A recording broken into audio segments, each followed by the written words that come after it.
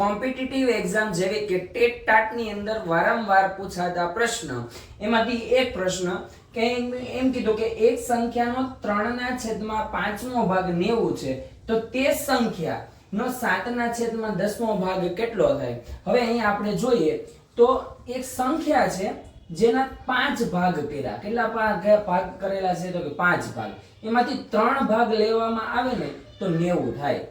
બરાબર. એનો મતલબ એમ કે એક ભાગ કેટલાનો હશે તો કે એક ભાગ છે ને ઈ 30 નો હશે તો 3 ભાગ કરો તો 90 થાય ને. બરાબર. તો આપણે કુલ કેટલા ભાગ કરેલા છે 5 તો 5 ભાગે કેટલા થાય તો 5 તેરીને 15 એટલે 150. એનો મતલબ શું કે કોઈ કઈ સંખ્યા કોઈ એક સંખ્યા એનો મતલબ કે જે કોઈ એક સંખ્યા માંગેલી છે 150 છે. હવે આ 150 ના 10 ભાગ કરવાના છે. કેટલા ભાગ કરવાના છે 10 ભાગ. બરાબર. તો આપણે શું કરશું 150 ગુણ્યા 7/10. બરાબર. 10 ભાગ કરી અને એમાંથી 7 ભાગ મેળવવાના છે તો જો 0 થી 0 કેન્સલ થાય તો વધ્યા કેટલા 15 ગુણ્યા 7 15 + 105.